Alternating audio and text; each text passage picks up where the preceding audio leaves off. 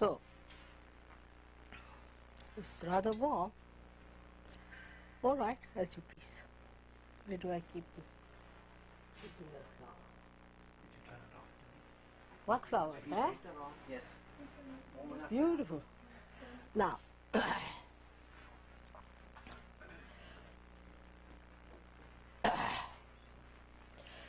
can get my handkerchief from my purse and my spectacles. Ask Masha to bring mother's first stamp, please. Today, I was thinking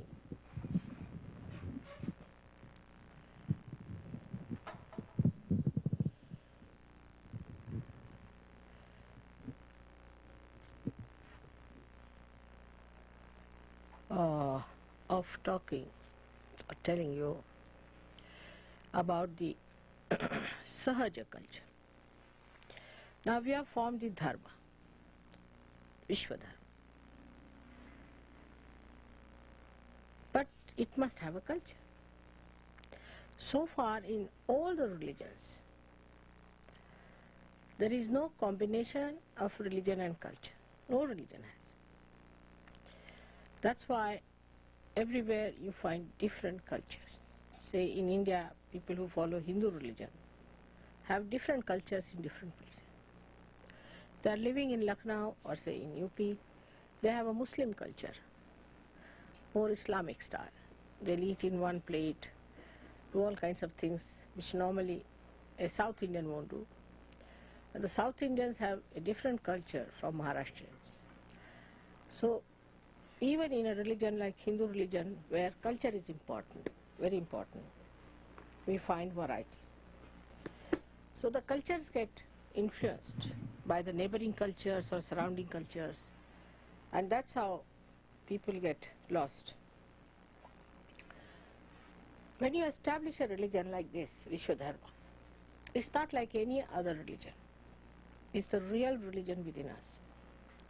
And this reality comes to us because now we are one with the Spirit. So when we talk of Sahaja culture, it is the culture of the Spirit. Now what is a culture? First of all, let us see what is a culture. So the culture is the pattern of behavior we have with others. It's a common pattern of behavior we are supposed to have with others. Like in English language, for example, we'll say thank you. Even if somebody murders you, may say thank you. Or the person who murders you can say sorry. On the phone, one may say, just if they say something you can't hear, sorry. Every time sorry. As if sorry is a word so easily to be used. I mean, if you are sorry, why are you sorry for that? Sorry? On the phone, they used to first say, I beg your pardon, was sensible. But now I find everybody, A to Z, says sorry. I mean, it has no meaning because what are you sorry about? Sorry. For everything they are sorry. Or we can say in English language, when we speak, I'm afraid. See, it's very common. I'm afraid. What are you afraid of? The whole world is afraid of you. So this is the culture, what we talk of, any culture such becomes artificial. It's not spontaneous, doesn't come from reality. It has no meaning. Sometimes it is pointless. Absolutely pointless to stick to certain cultures. So the culture of the Spirit doesn't change. It's universal and is higher than any other culture. Apart from that, it integrates all the essences of all the cultures.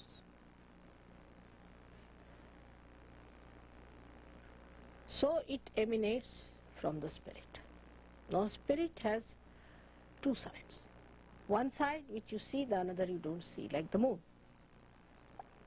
The side you see is outside with other people. Other Sahajogis, other people, other societies, which are not yourself, absolutely. The other side you don't see is the relationship with God Almighty, relationship with your mother. If the other side is not all right, the behavioral side outside could become artificial could become crooked and not such. So it's the other way around than any other culture. To know any other culture, what do we go? We see how they talk, what is their language, how they speak, how they behave, all the outside things we get. We must know thank you if we want to know English language. Must know thank you, please, all that. But if you want to know the Sahaja culture, you have to know your mother and you have to know God Almighty. The relationship between your mother and God Almighty has to be absolutely perfect. Then there's no problem. But that the relationship, if it is not all right, you cannot have artificial Sahaj culture. That is one thing for sure. Artificial Sahaj culture is not all right. I would say that India has, in its basics, the culture of the spirit. India has. Because for traditions in India, and for ages, people have been seeking the truth. Spiritually, they are endowed because of the saints. They are blessed especially because they have been seekers not of material things but of the spirit. Especially in Maharashtra, we should say, because the Kundalini is there, always like a magnet. People are attracted because Sri Ganesha being the magnet attracted towards God and spirit. So they form a pattern, but there is lot of artificiality in that also has grown. We must admit that there is lot of artificiality, falsehood, nonsense that has grown into it because the religion fell into the hands of, spiritual religion fell into the hands of gross, horrible, so-called Brahmins who were not realized souls. So the whole culture has become so nonsensical sometimes that you don't know where to look. But to have the culture, first of all, culture is developed through meditation, by facing yourself. First of all, you should face yourself, how you feel about your mother and about God Almighty.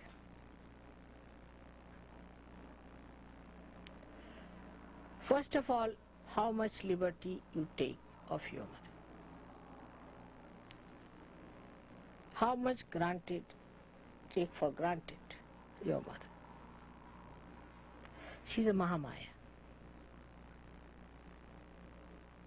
Even the first Ma is difficult to understand. So when you start taking liberties all the time, putting your pressure on her, all the time trying to attract her attention, her time, or writing letters, 11 pages, all that is one side. Another side is complete indifference to your mother. So it is to be known through your heart. You don't have to talk to me, I know whose heart is pulsating. Perhaps I'm the only person who knows really what you are. You may not be knowing yourself also. I may not say, but I know you in all details, out of which I may say a little bit because I'm too gentle to say things. Because again of Sahaja culture. Because of Sahaja culture, I cannot say everything to you on your face. I'm correcting it, trying to correct it. If not possible, then I say to you.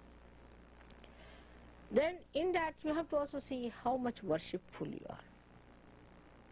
Some people, though they spend more time with me, remain with me, want to be with me, it is only when they feel surrendered also. So it should not be confused. If somebody is spending more time with me, you should not condemn yourself for that. It's all right.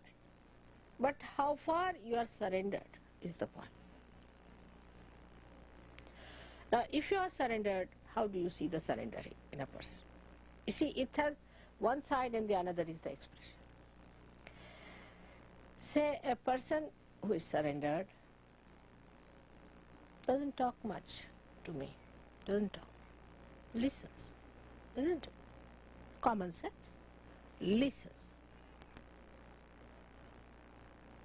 Even people who are very good, I've seen, when I'm talking, they'll put in their own words in between. People who are very good, I should say. So the surrendering is not full. Then the time, they become very conscious of the time. Who has made the time? But the person won't come directly and tell me, but tell somebody else, go and tell mother she has to go at this time. I know everything, who tells whom, who goes to whom, who is telling someone, who is time bound.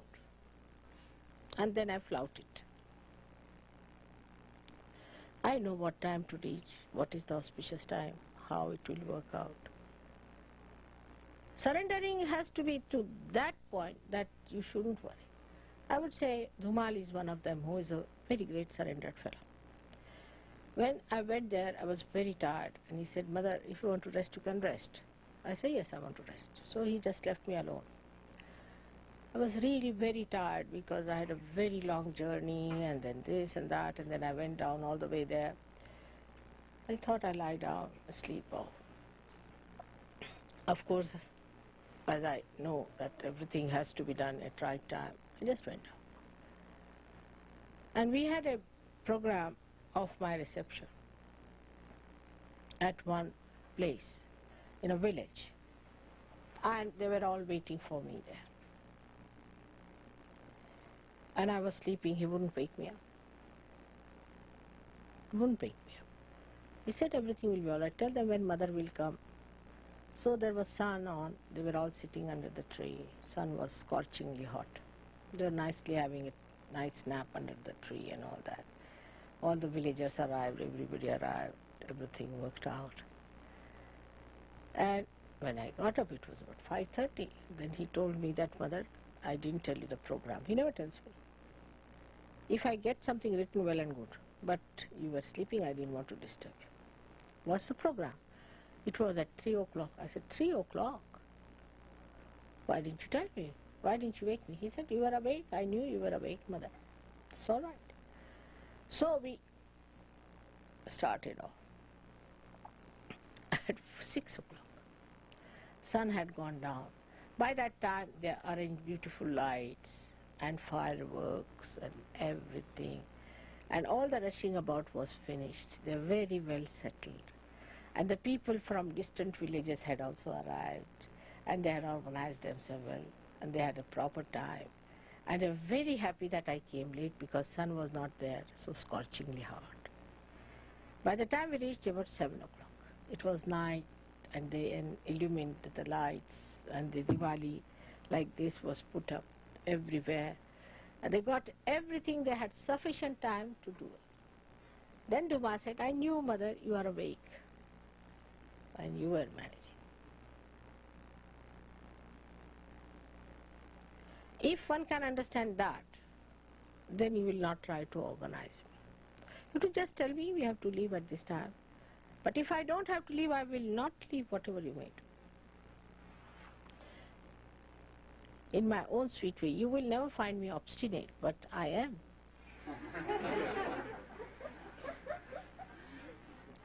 Because I know what is right, and has to be done that way. But otherwise I am very calm. I am not. I never organize you. I never hurry you. I never do anything that should upset you. Spirit is never upset, never excited, never hurries, and never is what you call that go-go business. Like now, we have to go to the airport. You find everybody was like an aeroplane, round, round, round, round. What has happened? Oh, we have to go. We have to go, all right, so what? The whole thing is, all these excitements and all these things come to us because we are outside. But if you are one with your spirit, you are absolutely calm. Absolutely calm. All right, we have to go, all right, we'll reach there. Doesn't matter. The other day we had to go for some shopping. I was trying to buy some saris for Indian ladies. We got lost. I never bothered them at all. They were going round and round and round and round. And then Danny realized, he said, I think perhaps we had to leave vibrations in all these places. I said, correct. And for about 2 hours, I think, we were roaming about. Anybody else would be saying, what's this? You can't find the place. What's the matter with you? Calm. We reached the shop at the right time, got everything at the right time, did everything, came back at right time. Everything was first class, nothing went wrong. But anybody in my place, I tell you, that time would have been, oh God, this, that. Why are you saving time? For what are you saving time? So we miss the present. And that's one thing Spirit never misses. It's always in the present. That's the reality. Now, in the West, people are very futuristic, extremely futuristic. And their futuristicness sometimes takes them to points. Say, for example, if they have to go by train. So instead of arriving at the right station, they'll go to the station which is further on. And then again they'll arrive at the further on. The train will never reach them. Sort of temperament there. So one should not plan at all anything like that fixes you. But at this moment, if I have to be told that we have to go at this time, it's all right, finished now. At this moment I've told it's recorded, finished. All right? So it's gone into the memory. There's nothing to worry about it. Now present moment. What are we doing? In a very calm way, witness it. Witness yourself. Now, witness yourself. Where is my mind going? Now somebody who has to cook must be thinking, oh, I have to get this, I have to get that. Once you start saying that I have to do it, you'll never be able to do it that well. But you said, all right, just now I'm in meditation. Every moment I'm in meditation. Everything will walk up to you, even matter. And you'll get the right things at the right place.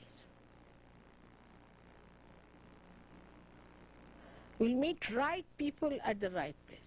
The other day, we were just walking, strolling around. Whom do we find there? Caroline. She just walked out. There I met her. She said, Christine is just next door. I said, let's go. And you should have seen the joy on her face when she came down, she saw me. Beautiful experience for me and her. She was so happy. Then we went together. So when you are so much tied down with your watch, that means you are not tied down with your spirit. So a Sahaja Yogi, if he sees watch, then he is not a Sahaja Yogi. But the other side could be that the Sahaja Yogis are never in time where they have to be. Very common in England. I reach always first to open the door. And to clean it also sometimes. Now, to take for granted things, as you say, take for granted. That's not the way Sahaja Yoga is. You have to be alert, absolutely alert. If you are alert, immediately I have to go now this time. I have to do it. I have to get this thing out. If you have to miss something, you are supposed to miss it. That's what it is. So, there's a beautiful thing written down, like they say, Jaise rakhu, taise hi rahu. The way you keep me the way I am will be happy. So, satisfaction towards yourself, your spirit is important. Because ego will plan out. Oh, we go there, we must get for mother, say daisies, we decide, must get daisies. You don't find daisies, you are disappointed. Why not? These are all my flowers. Whether they are daisies or not, they look so nice. Whatever you get it. That's the thing wanted. You know that the divine is working out everything for you. When you are supposed to get something else, better have it. Even by mistake, if I lay my hand upon some things, like a book or something, immediately I'll open it out and see why this book has come in my attention. why this fellow has come in my attention, why this is happening. And immediately I find that there's some connection, something has to be done, something has to be said, something has to be worked out. So for a person who is imbibed with the culture of spirit, the Sahaja culture, impresses others by his calmness and relaxed attitude. Relaxation never means lethargy by any chance. It doesn't mean lethargy. Lethargy is against relaxation. A person who is relaxed cannot become lethargic. Relaxed means a person who is alert and calm. These two things for human beings is an impossibility. Because if they are alert, then they are not calm. If they are unhappy, sad, then they think they are very, very calm. So this is one of the things one has to remember, that you have to witness yourself all the time. Not to condemn yourself, but witness. Now I said the word witness means detached. Now what happens with this? When you start condemning yourself, you miss every good point. For example, you have some experience of a certain height being achieved, all right? At that point, you should catch hold of it. Hold on to it. Keep to it, but don't forget that you may go back. No. And then wait for another higher moment to come. Hold on to it. That's how you climb Himalayas. But not that, oh ma, now it's all right, but what will happen next? Then you are gone down. Because you have to face yourself in the way knowing what are your powers. You are a spirit now. You are no more an ordinary human being. So you have no business to condemn yourself or to degrade yourself or in any way to feel unhappy. No way. Past is past. What happened a moment before is finished. Now I am going to rise. Now I am going to rise.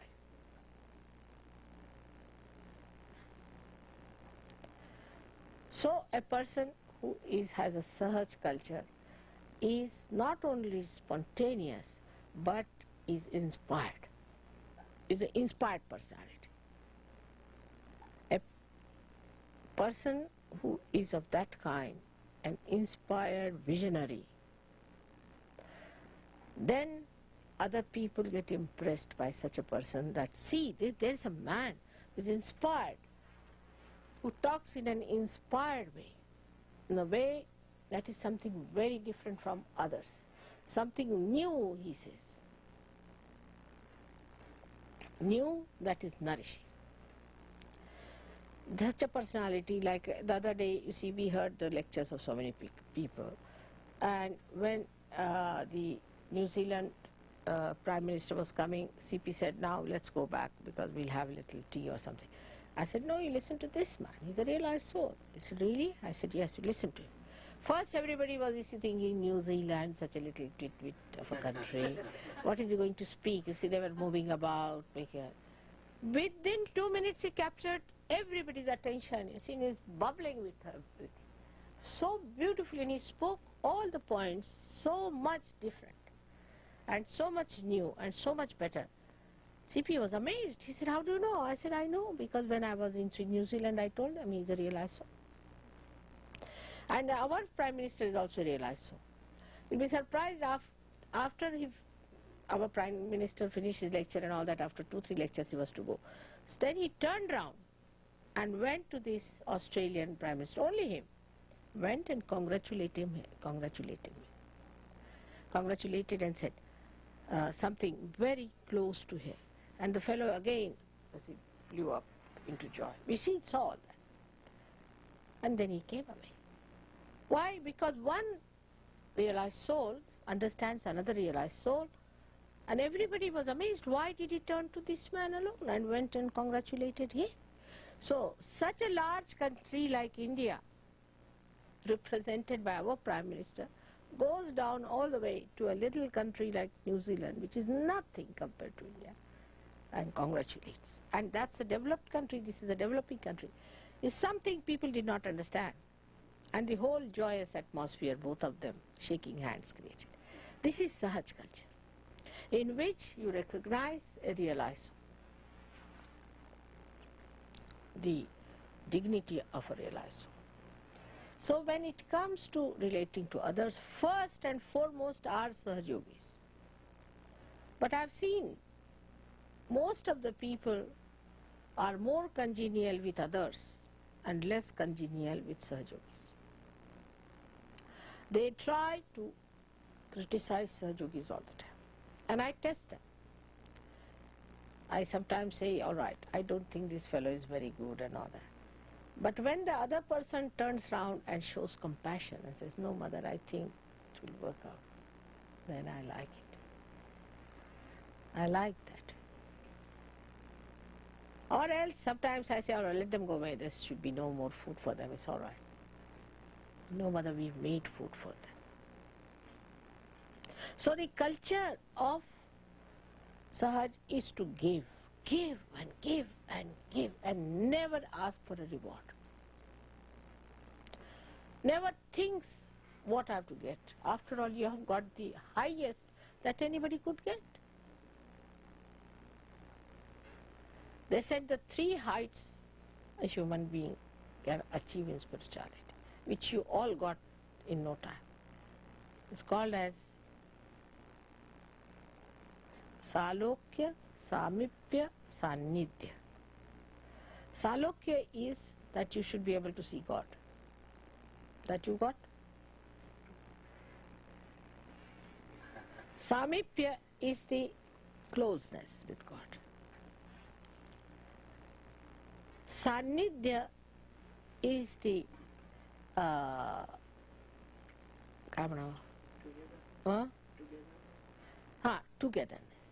togetherness. You have got all these 3. In one incarnation you got it. When gods incarnated before, nobody knew that they were gods.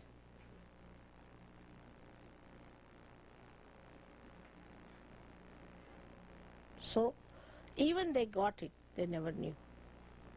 Very few people knew about it. But even when Christ said he was the Son of God, how many believed him? They crucified him because they were not realized souls. But by giving you realization, I have given you that capacity to get all these 3 blessings at one shot. I speak your language, I speak your style, I live with your style, and you understand me. There is no problem. But with other gods, imagine if I were Mahakali today, what would have happened? You would be all upside down there hanging, seeing me from the other way round. You'd be hanging around your neck, Mother. I don't know what would have happened. Or any one of them. So the 3 blessings that a saint is promised, you've got all of them. But because you've got them, you don't understand.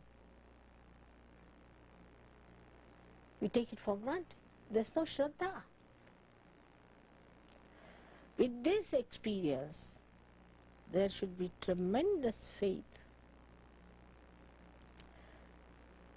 Faith is a thing that resides between me and you, in between. We can say the ocean of joy that is in between. Whatever I emit to you is that Shraddha. And when you are drenched into it, the joy of that Shraddha makes everything so Sahaj.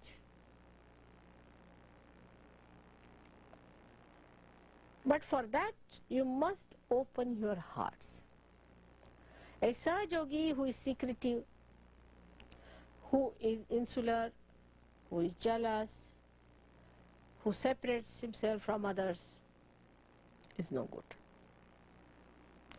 Open your heart. Give away your things. Doesn't matter. Matter has only one value, that it can communicate your Sahaj culture. Little things. See, I see something that you have got beautiful, and in my Mahamaya, acting on myself, I say, oh, that's very beautiful. And then they say, Mother, you gave us this. Sorry.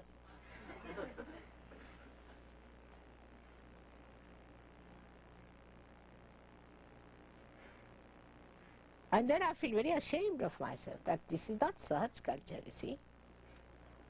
But the joy is so much that I can't help it. Sometimes I say, it's so beautiful, this one. You gave us, Mother. And the whole report and the whole feeling, I'm feeling a little shy about it, it's so beautiful, so dramatic. So dramatic it is, so poetic. Only at that point I feel ashamed of myself. Of course, to be a human being, you should be ashamed of yourself sometimes. Otherwise, the drama is not complete. So the whole thing is so beautiful and so joyous. But that gentleness towards others and yourself should be there. Now, if you become unhappy and serious, you are very unkind to yourself and to others. Anybody who is a serious person, sits with a serious face, know that he is not a Sahaja Yogi at all. They should be bubbling with laughter, joy all the time. I cannot be serious for more than, I think, 5 seconds perhaps. I don't know. I try, because lecture should be serious to go into the hearts of the people. But does not. And you can see that even when I am getting angry, my eyes betray me. There's a twinkle of laughter in the eyes. That's how a person should be. And don't worry what others have to say. You see, the culture where people are just glum like this is the same as the people where they are frivolous. Now, as we can say, American culture is to be frivolous, stupid. You see, I won't be surprised supposing your Prime Minister tomorrow starts wearing a sari just to amuse you. Anything is possible with them, just to amuse you, see, for cheap popularity. Anything frivolous, stupid they will do. But supposing, you see, it is, say, an English old conservative personality, then a lady might wear a very official dress with the lines and this and that, and like a man she might become very serious, like that. Develop a very serious face. But both things are nonsensical, has no meaning. You have to be natural, and natural everything is always bubbling with joy. And a message. And a message. These flowers are the message of my coming. Writ large on them.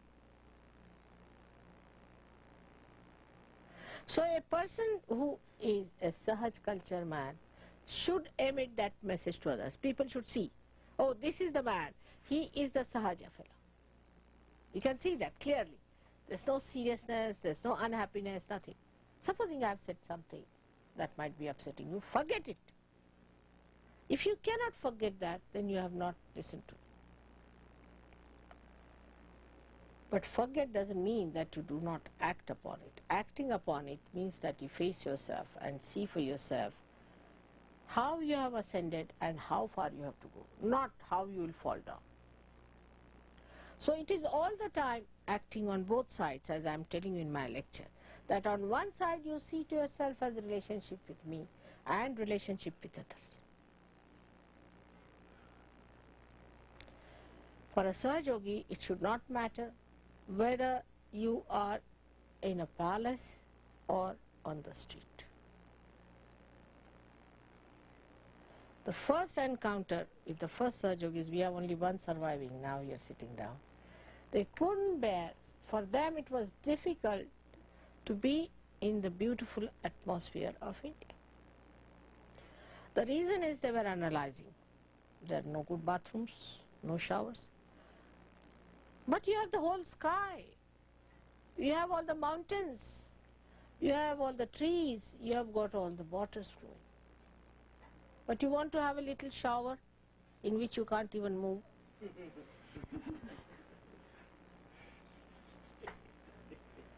Just an idea. Just an idea of comfort. You have no comforts, if you ask me, compared to what we have in India. No comforts at all. I mean, ask any Indian girl to come stay, she will cry. Even I think here, the president has to wash his utensils, perhaps, maybe. What a comfort. There's no division of labor.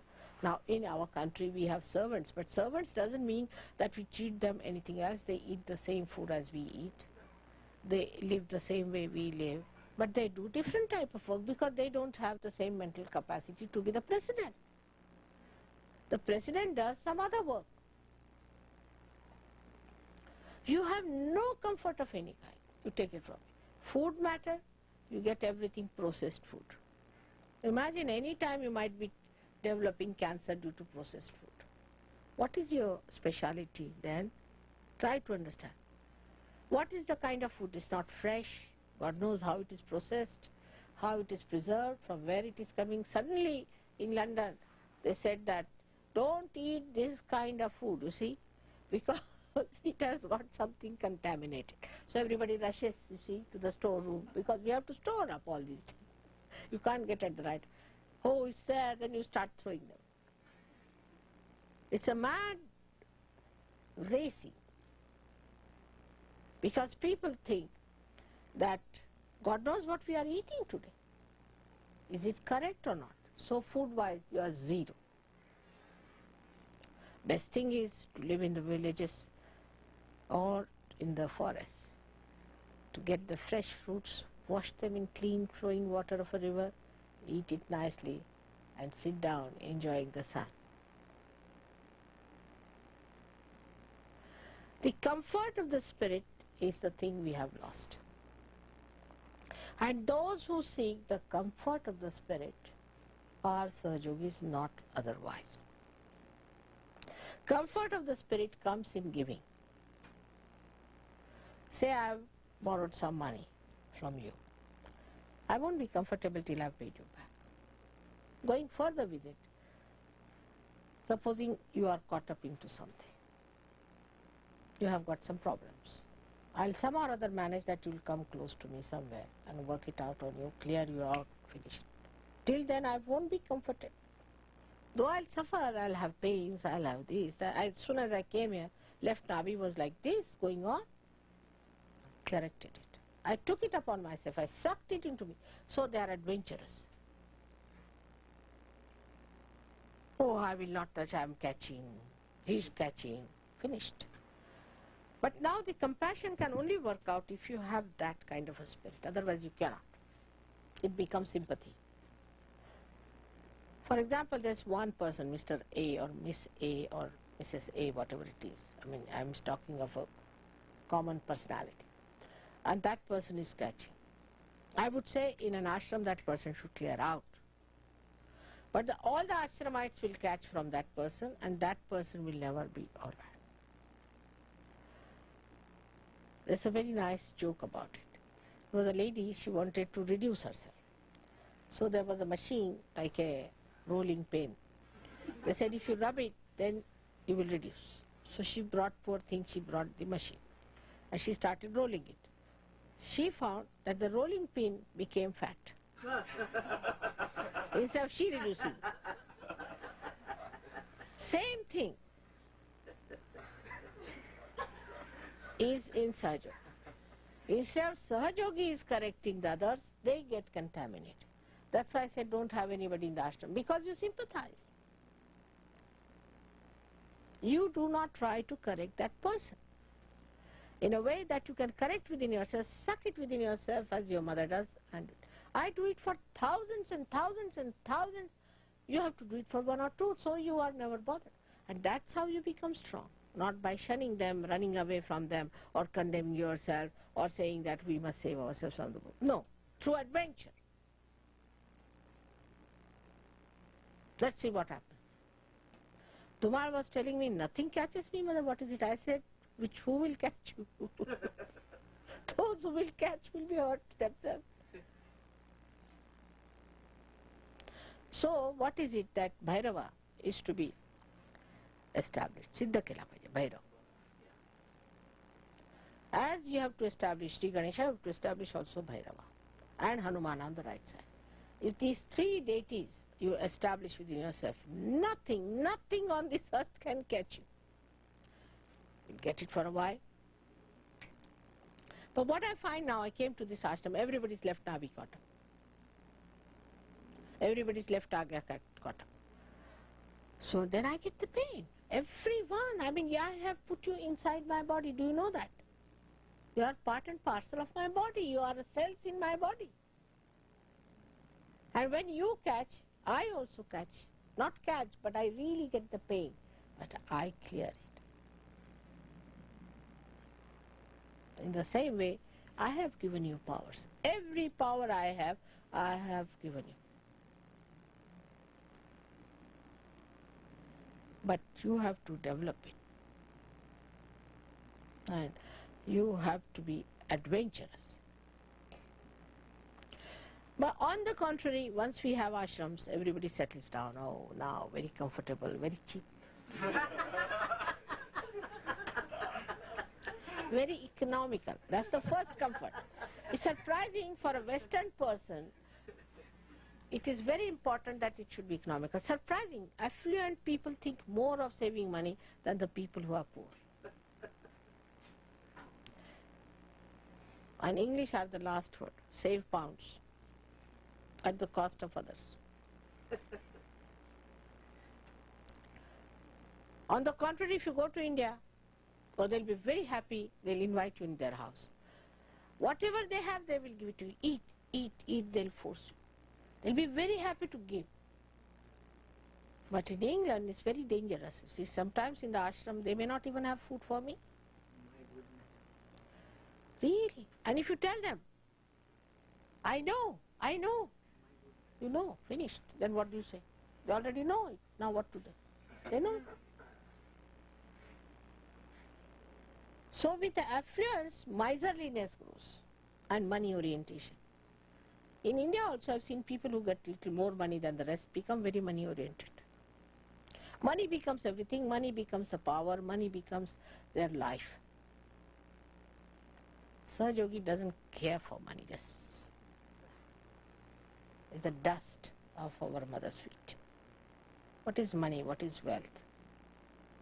And when they do like that, then their money problems are solved. If you have a money problem, know that there's a problem. If you are very particular about money, I am, in a way, because if I have to give somebody, I remember it. But I've seen people who are very anxious to tell me that you have to pay this man so much, that man so much. That's wrong. That's not your lookout. That's very, very wrong. To tell me that you have to pay this man or that man. It's not important. Even if I don't pay, I pay.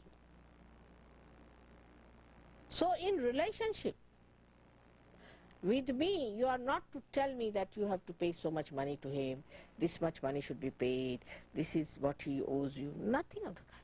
Let the person come and tell me. Why are you telling? That kind of a message, if you give me, you are lost. Or if you come and tell me for somebody else that mother, time is up, we have to go, somebody is hurrying up. If somebody is hurrying me, tell him, don't hurry mother. You must know that your kundalinis were not raised with just your own kundalini, but something that is working it out. Something very tremendous, a big organization. You can't see it, it is microscopic. You must know, nobody got realization like that, did they? thousands getting realization, what's happening? There must be something about.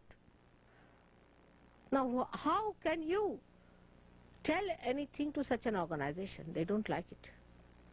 They know it. Actually, they are the ones who know, not the English. They know what is to be done. So your relationship with me acts as your culture. So it is a mother's cult, you can call it. The mother's culture. How we are connected with our mother. I have seen people, if somebody is rude to them, they get very angry. But if somebody is rude to me, they don't feel angry. It should be the other way now. Now I'll give you an example. This Merv Griffin was funny. And both our PROs were very angry. It was natural and very, I liked it, but I calmed them down. And Wadlikar, of course, was on top of this thing. But the other fellow would not. He was giving arguments. I was just watching. If somebody had said this to his mother, there's another one there. He never came to receive me at the airport. So Wadlikar said, if your own mother had come, you would not have gone.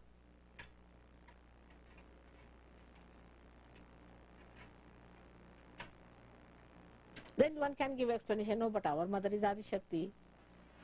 My mother is not, she is helpless. It's not. To show your respect, to show your love, you have to go for your own gain, not for her gain. For your own gain. This relationship is for your own gain. Supposing if you strike oil, is it for your gain or for the gain of the oil? If you get to the source, is it for the source to gain anything or it is for you to gain anything? Logic, simple logic. So in that culture, you see, you really thrive and you become extremely a happy person, a joyous person. And the expression of such a person is so different. Because such a person, as I told you, rises above and sees the problems of others, the decadence of the society, sees all the problems of the world. Not only that, but knows the solutions. We are not like these ordinary people who have racialism, this other diseases, I don't know what sort of diseases they have, I also forget. Racialism now, it's another stupid nonsense, you know. What is racialism? God has made somebody's color like this and somebody's color like that. And those same racists are trying to tan their faces.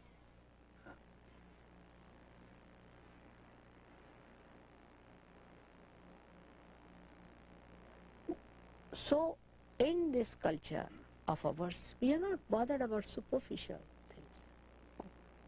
What we are bothered about is our inner cleanliness, inner beauty. But that doesn't mean that you should move about like primitive people. No. But if there is inner beauty, then outer beauty comes. You will never find me dirtily dressed. You will never find me without a sari. Even when I sleep, I wear a sari. Because in the night also I have to work, so how can I go in my dressing gown to the other world?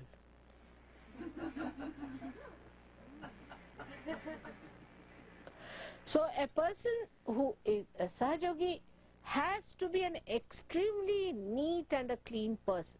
But not to tell others, but should be himself or herself. That's one of the things are very important, because others will see you like loonies. Who is going to believe you? So the one effect is from the mother you take from the source. For what? To be that illuminated quality in you, so that others see you as something great and adore you, worship you. This far we have come. Now, how your personality should. But now, when you are dealing with others, know that they are human beings made by God, not by Sahajogis, by any chance. And they will be tomorrow Sahajogis, maybe higher Sahajogis than you. So when we are dealing with others also, talk to them in a gentle way. Be kind to them. Of course, we are against gurus, against cults, against all these people. But as soon as they come, if you say, oh, you are a bhoot, the person will do right about turn and go away. So you are not given this power to be abrupt or to be arrogant with others, not given. Now all such people are calming down because they see that what helps is your gentle, kindly, firm attitude. Only after Sahaja Yoga you can combine all these qualities. You'll be firm, you'll be alert, you'll be gentle and compassionate, smiling, but not making fun of others. So then you become a personality who is alert to see what is the reaction they are having on others. This is very important to be seen. So now you start witnessing others. What is your reaction on others? I have seen many a times a new Sahajogi comes in. Person is trying to say something and the girl starts giggling or laughing. One should not at that time, because the person might think that they are making fool of me, or they are thinking that I am a stupid person or something wrong with me. That person will become self-conscious. I won't be able to give realization to that person. But if somebody is sitting before me and I am trying to help that person, know that it's a very important moment of this gentleman's life. We have got it. So what? When we are pulling out somebody, when we are helping out somebody, do we laugh? That's the time you have to be very concerned and very much serious to do the job. Every quality and mood has its own place. Like nose is at its own place, eyes at its own place. In the same way, all these moods that we have their own places. And that is what is lost in modern society. So when I am trying to help somebody, you should be all concerned about that person.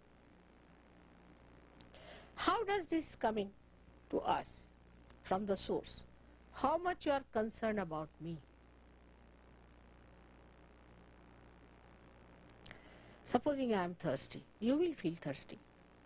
You'll immediately say, Mother, I'll get you some water. Or you may not even ask me, just bring it here, keep it there. Or just make some tea for me, or look after me, do this or do that. In little things you should watch. The concern is not in saying something, asking something. You don't ask. Don't ask, Mother, you just do it.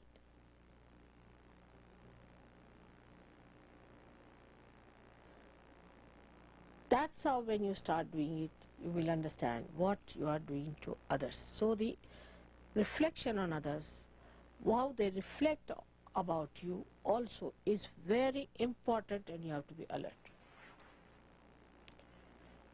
Suddenly you say something and everybody disappears. You must know they are not yet Sahajogis, they are to be brought in. So you have to very carefully bring them around. Then with Sahajogis, among yourselves, how you behave is extremely important for others to see. We must cherish each other's company. We must cherish. To meet some Sahajogi somewhere, what a joy it is to see someone, to talk to someone on the phone. But because we are so insular, so selfish, so greedy, and sometimes very circumcised, I should say, or absolutely engulfed into our past, that we cannot do that. We do not feel that joy. We cannot adore another Sahaja. We do not enjoy another Sahaja. We cannot cherish his company. That means this finger cannot feel this finger. It's like developing what you call a disease called leprosy. Nerves are finished. Nerve endings are not there. You cannot feel the joy of other Sahajogis.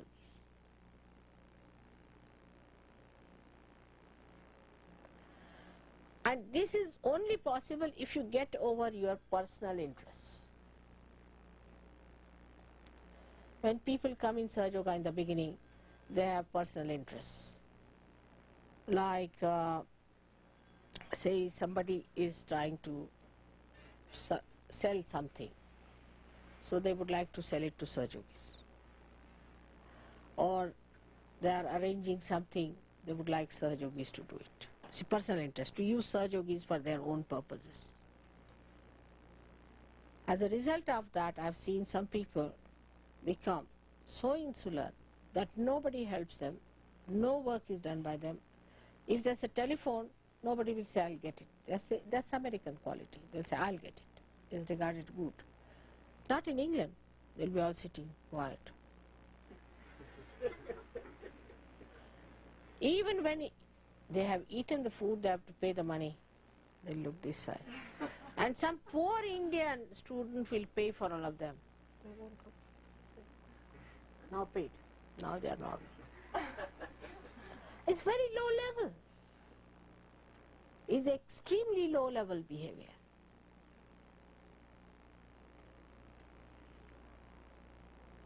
And this is what one has to learn, that you have to cherish others, give presents to others.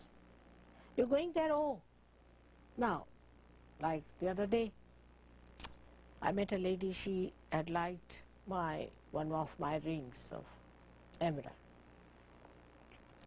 That's my family ring, so I can't give away. I'll have to ask CP. And he may not like it because, after all, I have no right on it. I have to give it to my children, all right? But I found an emerald somewhere, beautiful, so I kept it with me. The other day, when I gave her, she was so enamored. I said, you liked my ring, I couldn't give you my ring. So she said, you mean to say I would have taken your ring? I said, I would have forced it on you, but I couldn't give you. So I thought of it. I just saw it somewhere, so I got it for her. I said, how thoughtful. But it's all in my head. Whenever I get it a chance, you see. So somebody says, I'll like it. Keep it in mind. Next time, even a flower. You must cherish their companies, because it's such a great thing to have somebody who understands you, your spirit, and they have the spirit. Such a great thing. How can you be unkind to each other? That hurts me the most of all. And the first thing and the foremost thing you have to give me is congenial, beautiful, loving group. That they love each other. If that's achieved, that you really love beyond your personal considerations. I mean, of course, in Sahaja there are now not many people who try to make money, but try to make comfort for themselves. They must have the best room, they must have the best place, they must have, I didn't get this, I should have it, this, that. Try to do more than others. I know sometimes people take advantage of it, but they will go out of Sahaja Yoga very soon. So be sure that you become generous about it. Very generous. And generosity should start from your own Sahajogi brothers and sisters. In the culture of Sahaja Yoga, we have to have a full imbibement, bubbling through our nerves, the sense of chastity. That is a must, whether you like it or not. There should be no bad intentions about any other person of relationships which are not pure. Absolutely pure relationships, pure eyes, without any adultery, adulteration I would call it. Clean eyes is the basic of Sahaja.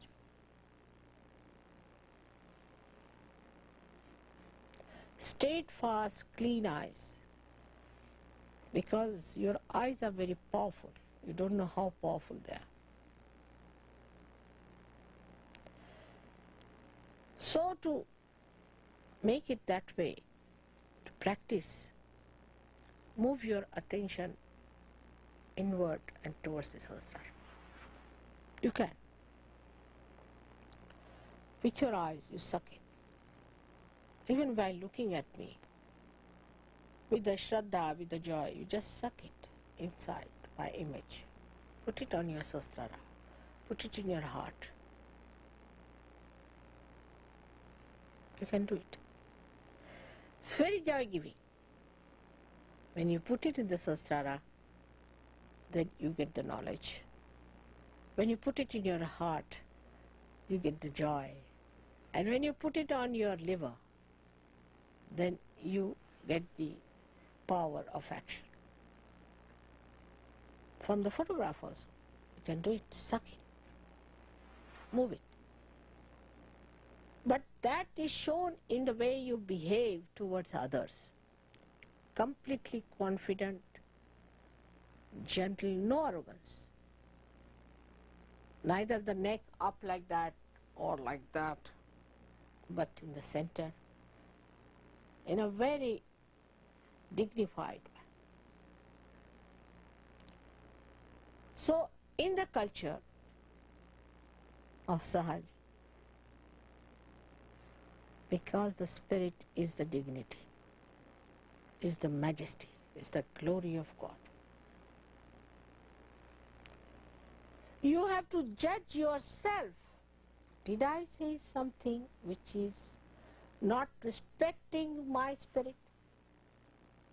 Did I do something that is not glorious? Like I've seen people, when I'm there, they'll go on asking me 100 questions. Should it be white towel, green towel? Should I do this? Should I do that? Why? Because we don't live with choices. We live whatever we get it, and there is dignity in that. If you start doing choices, it's stupid. In a group of Sahajogis, the food, what will you have? They'll take 45 minutes to decide if you go in a restaurant. Because the consciousness, we are paying for it. And somebody will have this, somebody will have that. The poor waiter will run away. Why should we have different? It's just the same. What your mother is having, we'll have. Finished.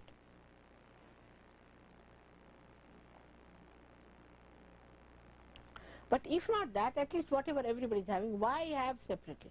Choices are not there in Sahaja Yoga. Remember this word very clearly. Choices of this, choices of that. I don't like it, I like that. This is not good, that is not good. Because we deal everything on the level of vibrations, then the choices come in. Like if the vibrations are not good, we'll not say it, but we'll not have it. But not question of whether green or red or yellow or white. And that is what they are making fool out of you. They will put one name, Kartiye, finished. People will pay any amount for that Kartiye. Is any ordinary stuff it is, nothing special. But you see that ego, I've got the Kartiye, I've paid more to show that I've paid more, that I've been a fool. To pay more for something that's so cheapish. That's what they are preying upon. Remember that. So you have to understand that when you are a Sahaj personality, you have your own dignity. These things do not give dignity to you. You give them dignity. But that doesn't mean tomorrow you come like a clown or like a limbo on your nose. Of course, I must see the other point of it because it just slips out that side. When you become dignified, you will wear always something that is dignified. You will do all that is dignified. Is automatically you become dignified. It's nothing artificial. So, dignity that comes as you see your mother. Whatever you give me in puja, I take it, all right. But otherwise you cannot give me anything else. If you give me, I'll return it, somehow. Somehow I'll return it.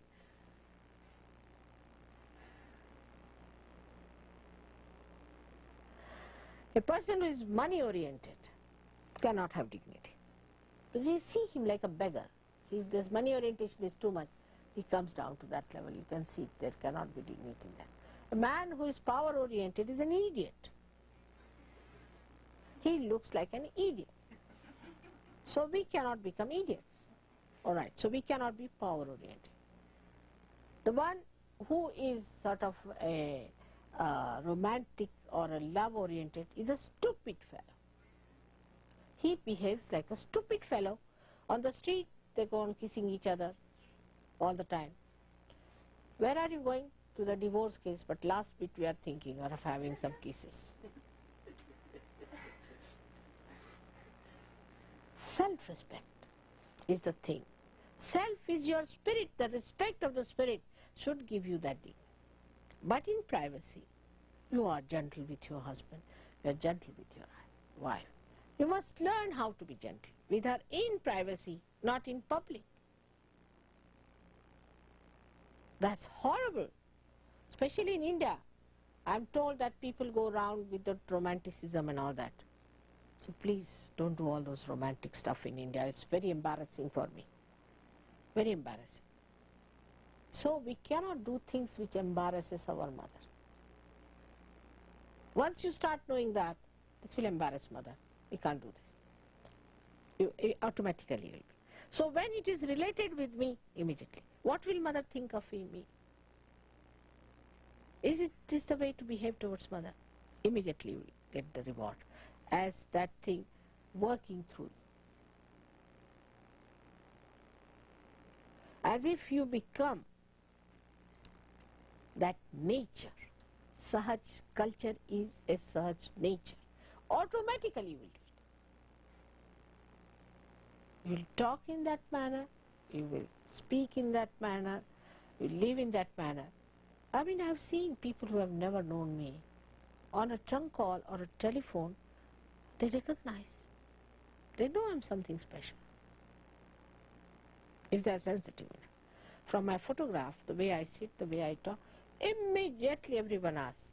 The other day when I went for the meeting with my husband, everybody was asking, who is this lady? Who is this lady? Who is this lady? There's something in the personality. I talk to everyone nicely. I'm very sweet. We cannot be slavish and we cannot enslave anyone. We have to cherish. Even human beings we have to cherish because they are us. Not to despise anyone. Not to laugh at anyone. In the culture of Sahaj, you have to become an expert. Expertise. Expertise comes through your adherence to your mother. Expertise. You should be an expert. And who will give you the certificate is your mother only. Who else? I may not say so, but your spirit will say that.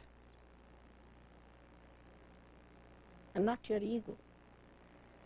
In a short time, whatever was possible, it's such a big subject, culture is. You cannot. But I've talked to you, I would not say in a very analytical way, but in a very synthetic manner.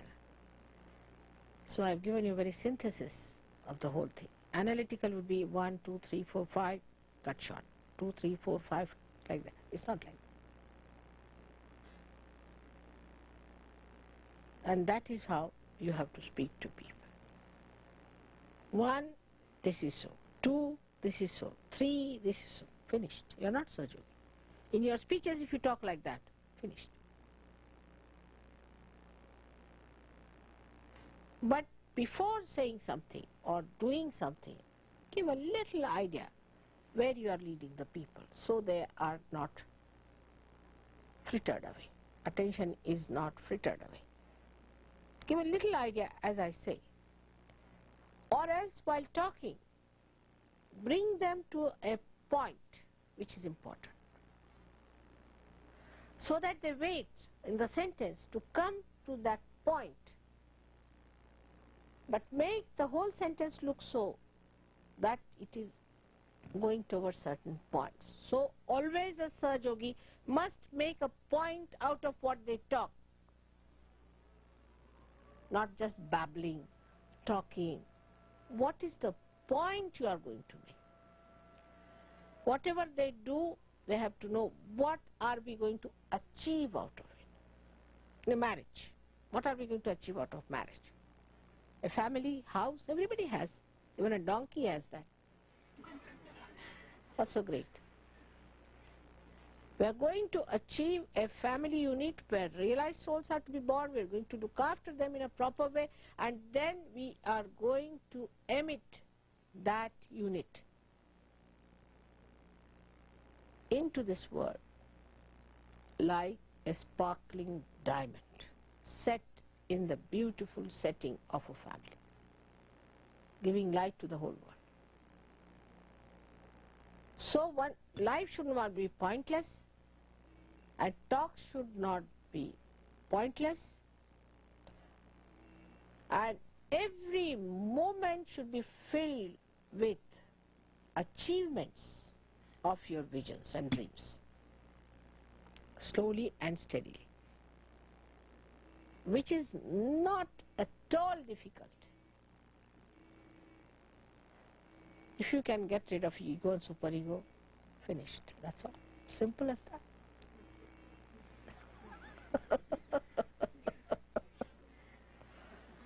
May God bless you all.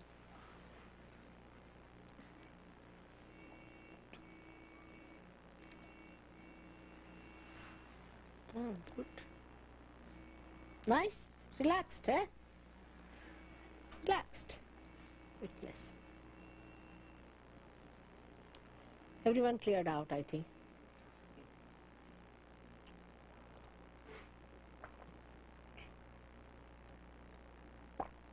And no more, one more thing, I must say, last.